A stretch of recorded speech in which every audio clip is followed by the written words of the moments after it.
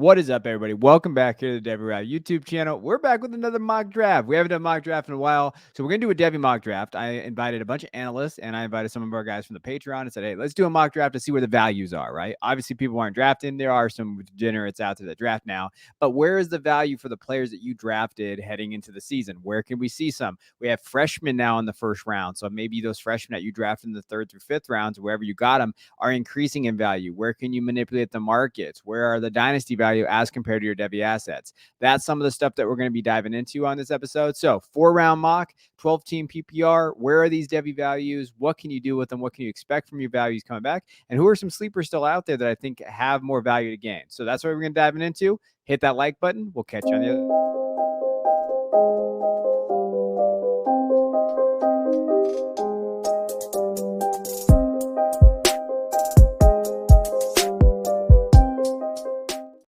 All right, so we're going to be talking about this. We're going to throw in like, hey, where are these Devy values at? Which Devy is a very hard format. So we're going to start with the first round. So this is kind of how the first 3 picks have played out, how it has played out pretty much for the chalk, right? Caleb Williams, Marvin Harrison, and Drake May. Also in the parentheses next to them is the class that they're classified in, right? So those 3 guys are coming out in 2024. Then we have the 1 of 4, which, you know, it can go a lot of different ways here. I've seen Brock Bowers here. I've seen Zachariah Branch there. Right now it's Travion Henderson, which can be a great pick or not. I think with Travion, he's had a pretty good year this year. Nothing stands out to me negative or positive, really, like in terms of like what you expect his value to be. He could be the running back 1 of the class, so he's still getting valued as that.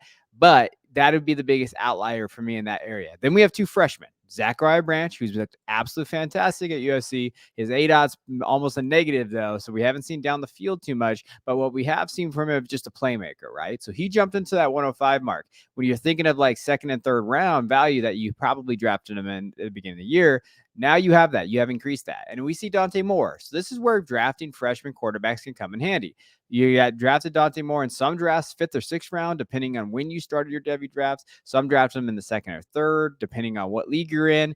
He's now 1st round quarterback, top 6 guy. That's increased value. You can probably move him for a pretty good asset on the other side. So that's something to look at when you're looking at, hey, how do I value these guys? On our Patreon, me and Christian have our updated, and Jay Stein, we have our updated rankings. We do basically cornerstone rankings, right? So you're looking at Devy Dynasty combined big boards. So we try to give you guys, you know, value that you could have across the board with your quarterback. So that's all built into our rankings. I just released mine. You could see that. Okay, who values these guys? But these are your top 6 players in the format right now. Then after that, we have Nicholas Singleton. So he's still bouncing around. Nick Singleton's still in that area of like pretty much where he was getting drafted in the offseason.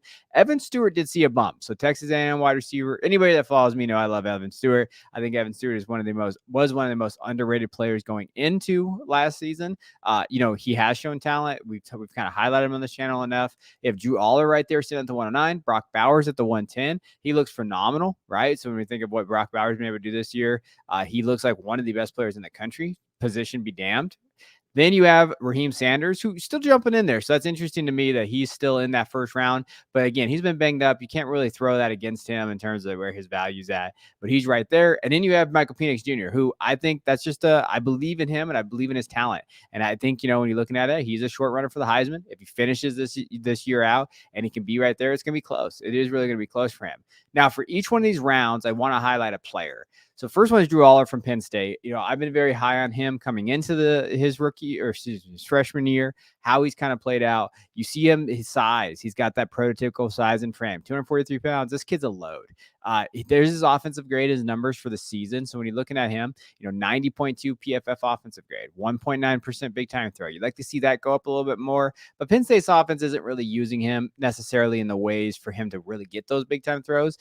He's definitely been more of a manager, but he can make throws. He's had some big throws throughout the season so far in the first 5 games.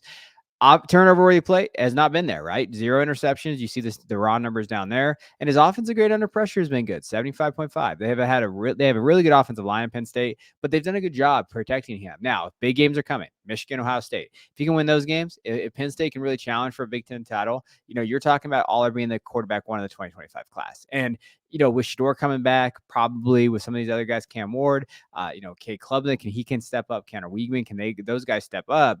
You know, Aller's kind of solidified himself as being that solid piece in a format that doesn't have a lot of solid pieces. I will say right now, for me, he's my quarterback 16 overall in Dynasty Devy. And that means he's between Dak Prescott and Deshaun Watson. That's kind of where I have him valued, just to give you an idea of what we try to do on our Patreon for you. Now, in the second round, this is where it gets fun because you get a lot of interesting pieces in here. You have Arch Manning still going in the second round. Then you have Malik Neighbors at the 202, JJ McCarthy at the 203. 204 is Braylon Allen, and that's pretty much where he's been all offseason. So we haven't seen a huge shift either way on him.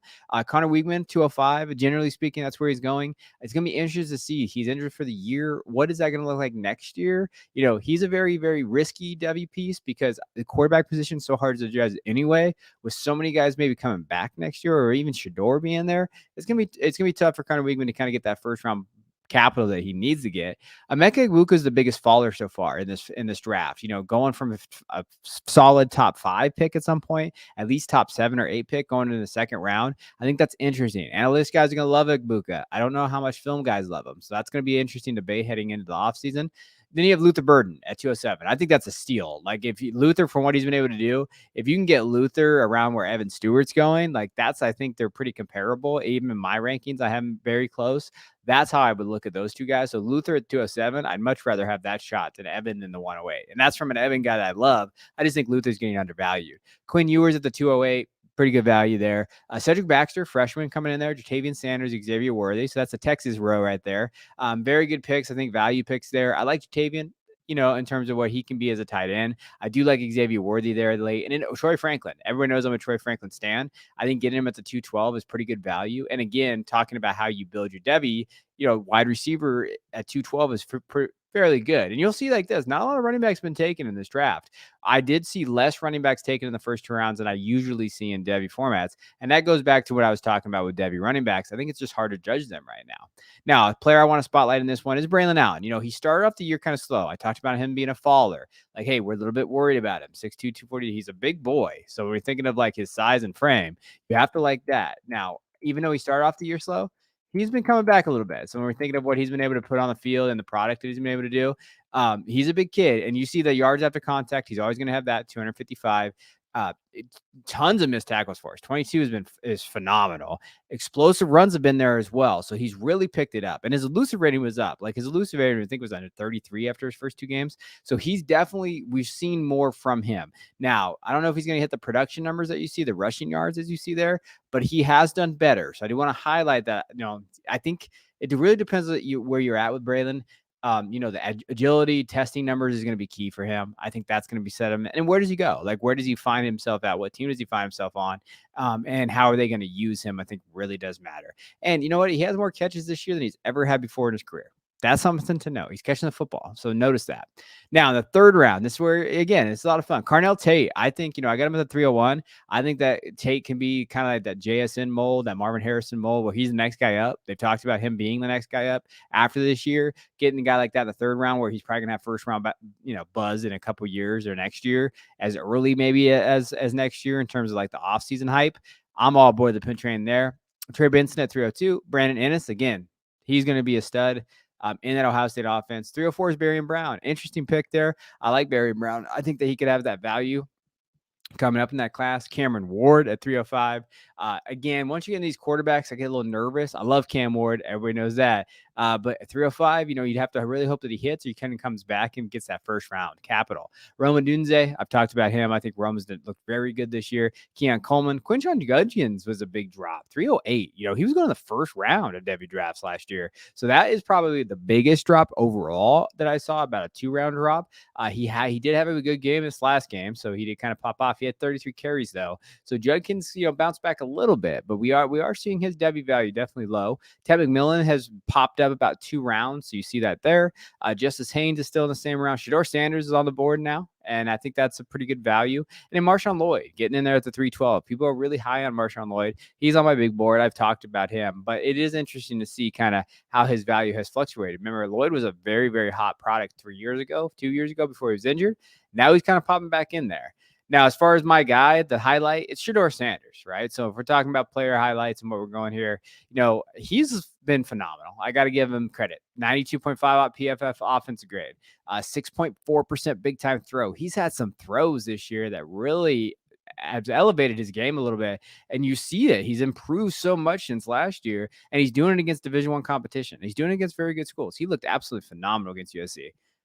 Caveat, USC defense is ass, but he did look good, right? Oregon, he struggled. And that's why I think he is going to take that next year. I think they want to go try to win the Big 12 next year, him and his dad. And you're going to see that development. You're going to see that. And I think it's fair to say that he's going to have a chance to play his way into the first round, right? Turnover where he plays have not really been there. He has 2 picks. His offensive grade under pressure has been really good. This dude's always under pressure because the offensive line is terrible, and he's done well against offensive grade under pressure. You have to like what you see out of Shedeur. There's little things. I think there's some mechanics things he's going to work out, other stuff that's there. But based on value and based on what you could return from him, Shedeur is looking like a good value pick if you had it over the offseason. Now, last round here that we did, you have a Donnie Mitchell, AD Mitchell, who I like. I think it's good value. Malachi Nelson, Will Shipley's in there. Again, you see a big drop from him. He's probably a 2-round drop as well. Jonte Cook is there. Hasn't really seen the field too much. Kind of limit again, same thing. Estime, Audric Estime jumping up into the top 4 rounds is new. Estime was not in the top 4 rounds, so there's something to note. Antoine Wells is in there. Darius Taylor getting in here for a true freshman from Minnesota who's looked really, really good. Jackson Arnold from Oklahoma, Jamie McMillan, Bucky Irving, and then Damian Martinez, who I think still just continues to remain a value. I think Damian Martinez is one of those guys who has looked really good. He had some fumbles though, and I think that's something to note why he kind of got somewhat benched in this last game. But the player I do want to look at, player spotlight, Bucky Irving. With the rise of Devin Achane and Miami, I think it gives hope for guys like Bucky, where if they can find themselves in a position on a team that can utilize them the right way at the NFL with that scheme, I think Bucky could be right there. 196, he's definitely not small.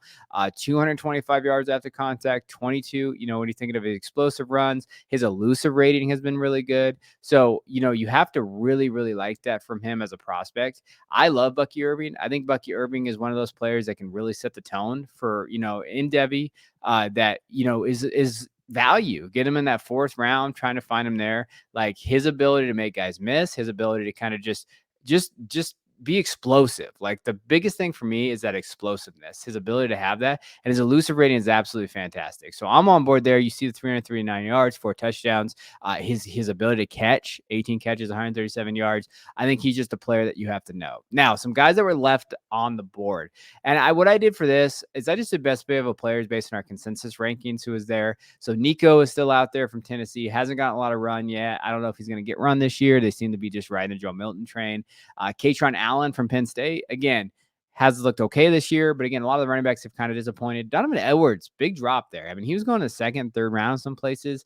Falling out of the top 4 rounds is not good for his value. So his value is at an all-time low. This could be one of those wins where you buy low on him, but it's extremely hard to buy low on Devy players. He's definitely taking a hit. Jaren Dickey's still out there. Jaden Greathouse is out there. And Induce Robinson, the tight end from USC. If he's going to play football, I think he's a value. Those are the guys still on the board. There's the other guy, Kyle McCord, is still out there. Devin Brown, Jaden Rashada, Riley Leonard, Bo Nix is still out there. Even Kate Klubnik didn't get drafted in the first 4 rounds. That's something to note. Trevor Etienne is out there. Blake Corum. Again, Jace McClellan, Jaden Ott. Some of those guys are Marion Miller. Some of those guys that, you're trying to say, hey, could have that value. Wide receiver wise, you're looking at Andrew Anthony. You're looking at Adam Randall, Jaden, some of these Matthew Golden.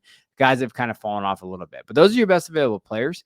Again, when we're talking to Devy, you're talking a lot of outliers, and it's hard. It's a hard format. But I think it is good to kind of go through and see where the value is at now. Doesn't mean that's where the value should be. It just means where Devy managers are valuing certain players and whether you can sell or you could buy low or whatever you want to do in that. Hope this helped you with that format. Again, in our Patreon, which is worth the $3, we do have combined rankings, TDR rankings essentially of every. So we have Dynasty and Devy combined, and we put in there where you should be valuing these guys, right? So where does Jackson Arnold value compared to Kirk Cousins? We try to help you with those decisions so that you can kind of understand that player value matters. So appreciate you guys tuning in. As always, hit that like and subscribe button. Let us know in the comments. What do you think? Who didn't get drafted that you should have got drafted? Let us know if, where's the value at? Should Dante Moore be in the top 6 prospect, or are we not there yet? Maybe we're overvaluing that. So appreciate you guys. I'll check you guys next time.